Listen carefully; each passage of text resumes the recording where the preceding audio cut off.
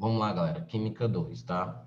Então, a Química 2, ela começa, tá? Ela vai falar sobre as leis ponderais, certo? Foram leis que surgiram mais ou menos por volta de 1800 e tal, sobre padrões da química, tá? Surgiram um pouco antes e que juntou agora outras leis, e mais ou menos por volta de 1800, 1800 e todo, foi o chamado de leis ponderais, tá? A primeira dessas leis, certo, é a lei da conservação das massas, certo? Que na história da química ela é dita como a primeira lei, realmente, o primeiro padrão da química, feita pelo Lavoisier, certo? Que é considerado o pai da química moderna, tá? Um cara rico, que tinha um laboratório muito foda, tá? E aí ele conseguiu fazer experimentos com precisão, ele é apaixonado pela ciência e tudo. E aí ele basicamente a lei da conservação da massa, a palavra, né, conservar a massa, ou seja, ele diz que num sistema fechado, o que é um sistema fechado? É um sistema, né, em que não troca matéria com o ambiente, certo? Exemplo, um recipiente que esteja fechado, ou seja, que você vede ele, não troca massa com o recipiente, e isso é um sistema fechado, tá? Então, em um sistema fechado, a soma das massas dos reagentes é igual à soma das massas dos produtos, certo? Numa reação química. Ou seja, a quantidade que tinha antes é a quantidade que vai ter depois, certo? As massas, ou seja, há uma conservação das massas, tá? E isso foi mega importante, né? Foi mega importante até mesmo para o Dalton depois ele criar o primeiro modelo atômico, que era o modelo da bola de bilhar e tal. Porque a massa conservava significava que os átomos, né, que formam as moléculas e tal, elas não se destroem, né? Elas só se combinam novamente para formar outras moléculas diferentes, né? Inclusive do Lavoisier a frase, né, que é na natureza nada se perde, nada se cria, tudo se transforma, tá ok? Então, Lavoisier foi mega importante para isso. Lavoisier foi mega importante para isso. E aí a gente tem o seguinte, exemplo bem idiota. Se coloca a massa do A com a massa do B dando C. Então, se você coloca 10 gramas do A e reagem completamente com 15 gramas do B, 10 com 15 vai formar 25 gramas do C, certo? Ou seja, se a reação é completa, né, se ocorre em um sistema fechado, a soma das massas dos reagentes é igual à soma das massas dos produtos. Óbvio que aqui o sistema está fechado. Se o sistema não se encontra fechado, algumas situações, um dos produtos pode escapar para o ambiente, e aí você, de repente, não ter a mesma massa, certo? Porém, foi porque não foi no sistema fechado que o experimento foi feito. E aí você tem a impressão de que não formou a mesma massa, tá? Então, sempre válida a lei de Lavoisier. Aí vem a segunda lei, que é a lei de Proust, certo? É chamada de lei das proporções definidas ou das proporções fixas, certo? E que lei é essa? Essa lei basicamente diz, ó, que as massas dos reagentes e produtos participantes de uma reação mantêm uma proporção constante.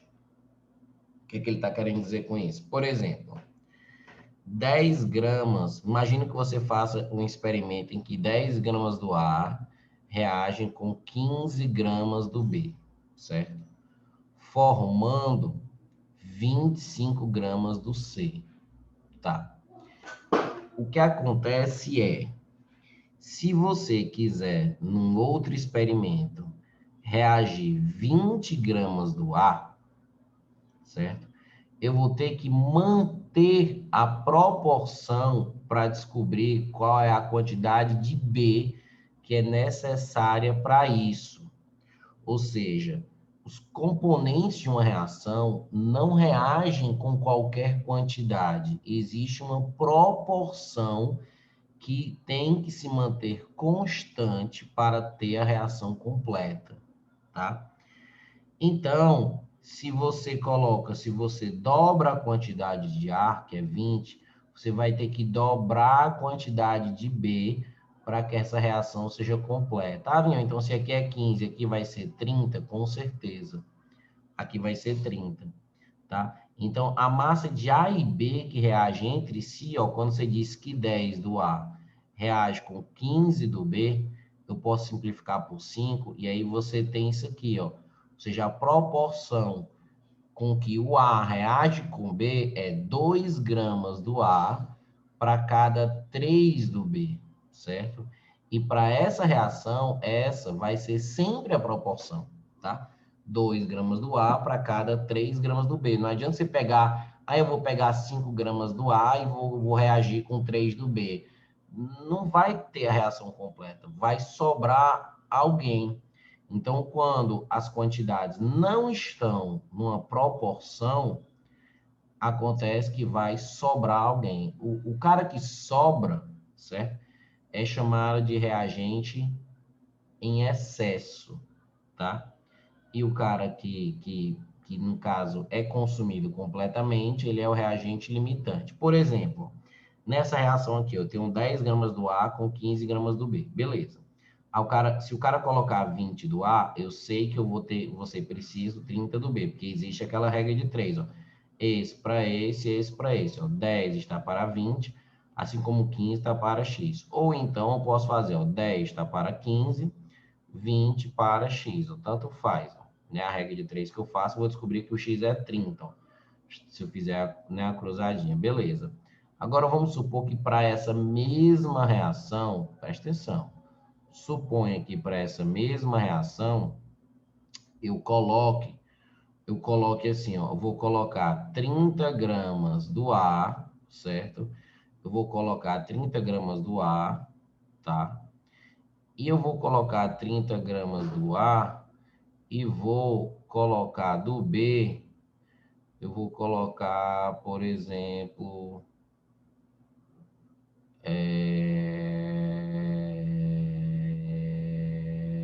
48 do B. Pronto, vamos supor. Vou colocar 30 do A e 48 do B para reagir. Será que essa reação vai ser completa? Ou seja, será que os 30 do A vão reagir completamente com o B? Aí a resposta é não. Por que não? Porque a razão para que eles, né, para que ele seja completa é de 2 do A para 3 do B.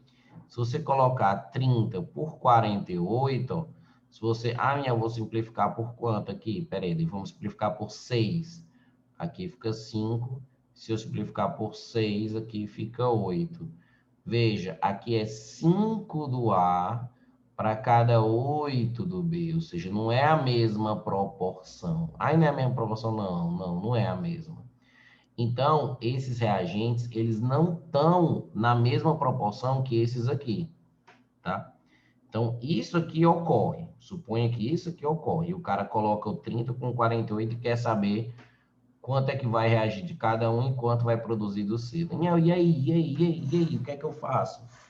Aí, a gente costuma fazer o seguinte, ó, 10 do A não reage com 15, 10 não reage com 15, ou seja, você pode fazer o seguinte, bem, se 10 reage com 15, ou 10 do A reage com 15 do B, então 30 do A, certo? Ou seja, o triplo vai reagir com o triplo, que é 45 de B. Então, significa que os 30 de A, quando eles reagem completamente, eles vão reagir com 45 do B.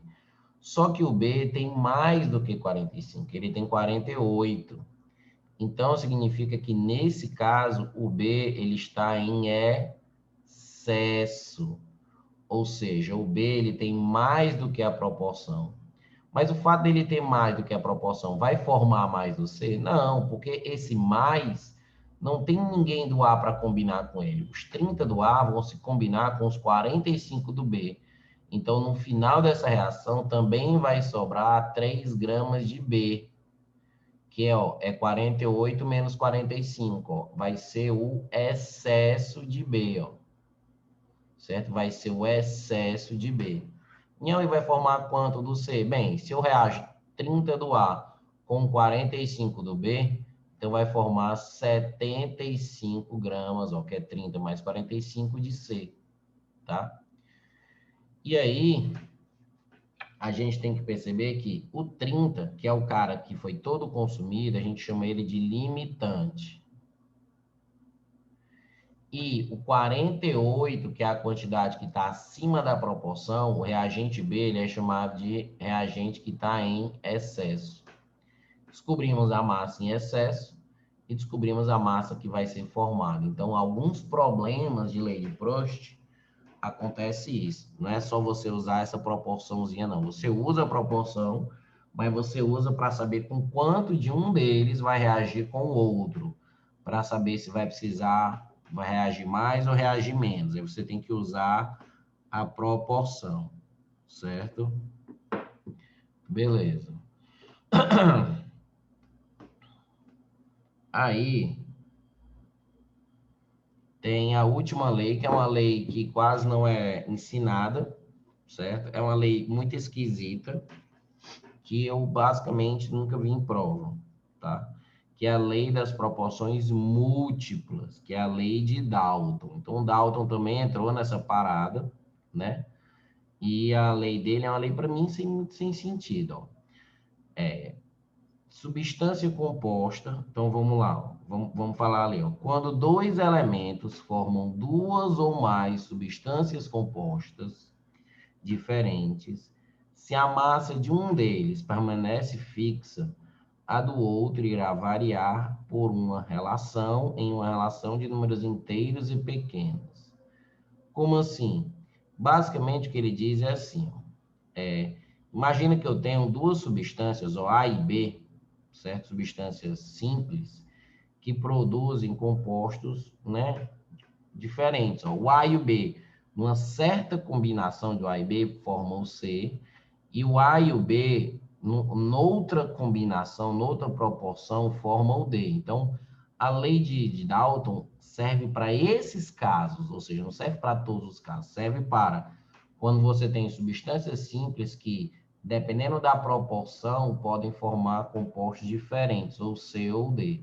Então, ele diz que quando ocorre isso, se você fixar a massa de um deles, por exemplo, eu vou botar 28, exemplo, 28 do A reage com 16 do B, completamente, para formar o C. E 28 do A reage com 32 do B, completamente para formar o D. Se você fixar a massa de um desses caras, certo? Numa reação completa aqui, ele disse que a razão entre as massas do outro cara vai ser uma relação de números inteiros e pequenos, no caso 1 para 2 aqui, certo? Então, eu acho vago, porque números inteiros e pequenos, defina números inteiros e pequenos. Em geral, vai ser 1, 2, 3, ou seja, até abaixo de 10 vai aparecer isso, certo? 2 quintos, 2 terços, 1 quarto, vai ser essas proporçõezinhas aqui, tá? Então, a lei dele foi importante para descobrir as fórmulas e tal, fórmulas mínimas, fórmulas moleculares, porém, para os problemas aqui, quase não aparece questões com isso, tá? Então, se você tem esse caso, que é substâncias simples formando compostos diferentes, se você fixar a massa de um deles, ou seja, colocar a mesma massa em um experimento e no outro experimento, a massa do outro cara, certo? A razão entre a massa dos outros caras vai ser uma relação de números inteiros e pequenos. Essa é a ideia dele, tá? Mas, como eu falei, ela não cai tanto. E aí tem um probleminha falando sobre a balança de pratos, que é um problema clássico, né? Tipo, imagina que você tem aquelas balanças antigas e tal, o pessoal chama de balança de pratos, e aí tem umas questõezinhas envolvendo, o cara coloca um papel aqui, o cara coloca um papel aqui, certo? Se liga, se você, então aqui é o prato A, aqui é o prato B, tá? Então esse aqui está em equilíbrio, certo? Tá em equilíbrio. Se você fizer a combustão em um dos lados, certo? Ou seja, se você fizer a combustão, por exemplo, eu vou botar aqui, ó, desse lado aqui eu vou botar que vou fazer a combustão, ou seja, eu vou queimar. Então, se você fizer a combustão em um dos lados, na combustão produz quem? Na combustão, um dos produtos formados é o CO2, o gás carbônico. O que é que acontece com o gás carbônico? Num sistema aberto, o gás carbônico, ó, vai embora se isso aqui estiver pegando fogo. E o que é que acontece? Acontece que por essa balança de pratos aqui, por os pratos formarem um sistema aberto, certo? Por estar num sistema aberto, o que é que acontece? A massa que vai ficar em cima do prato aqui vai diminuir, porque uma parte da massa está se transformando em CO2 que está indo embora. Então, o prato A ele vai ficar mais leve. Se ele vai ficar mais leve nessa situação, ele vai subir e o B vai acabar ficando um prato mais pesado, certo? Ou seja, pelo fato de ter esse desequilíbrio após a combustão, será que eu posso dizer que a lei de Lavoisier ela foi contrariada, ela foi invalidada nesse processo? Você tem que dizer que não, porque a lei de Lavoisier é um processo que tem que ocorrer em sistema fechado, ou seja, para que você possa medir e somar as massas e dar o mesmo valor, tem que ser em sistema fechado, porque se for em sistema aberto, um dos produtos vai embora e você não vai ter como contar a massa, tá? Então, isso é que você tem que entender, que isso não invalida a lei de Lavoisier, tá? E que para ser válido tem que ser em sistema fechado. Aqui está em sistema aberto, então vai haver esse desequilíbrio mesmo. Aí, esse mesmo experimento com papel, né? O papel ele é consumido e a massa dele se desgasta. Também é feito esse mesmo experimento com a palha de aço, certo? Palha de aço é como se fosse um bombril, certo? Palha de aço como se fosse um bombril de um lado e do outro. Mesma massa, tá tudo em equilíbrio. Então, suponha, mesma massa, tá tudo em equilíbrio. Ok, mesma putaria, ou seja, aqui é o prato A e aqui é o prato B. O sistema está aberto. E aí você vai fazer a combustão em um dos lados. Você vai fazer a combustão no lado A, tá? O que é que vai acontecer quando você tentar queimar, certo? A palha de aço, certo? O bombrilzinho. Ele vai queimar, você vai conseguir derreter a palha de aço? Não. Quando você tenta queimar a palha de aço, que na verdade você forma é uma crostazinha aqui em cima, certo? É um óxido de ferro que você forma aqui, uma espécie como se fosse de ferrugem, só que meio que acelerado, você está aquecendo. Então, na verdade, quando você tenta queimar esses metais, tá? Eles vão formar óxidos, então a massa vai aumentar, porque o oxigênio que está no ar vai se incorporar ao metal e vai tornar a massa maior. Então, nesse caso, quando a gente tem um metal e você tenta queimar ele, né? Obviamente ele não vai derreter, porque não tem temperatura suficiente para isso. O que é que vai acontecer? Ele vai formar uma casquinha e a massa vai aumentar. Como a massa aumenta, esse cara fica mais pesado e desce. E esse aqui, então, entre os dois, ele, né, tem a massa menor e sobe. Então, vai haver também um desequilíbrio quando você tem palha de aço e faz a combustão em um dos lados. Por quê? Será que a combustão, ou seja, essa reação, ela contrariou a lei de Lavoisier? Não, é porque está no sistema aberto. Então, no sistema aberto, o ar ele se incorporou ao metal aqui e acabou ficando com a massa maior, mas isso só porque foi o sistema aberto, tá? Então, isso é importante comentar, tá? Isso é importante comentar, essa ideia da balança dos pratos, ok? Beleza, então. Então, essa é a primeira parte, que é a parte das leis ponderais.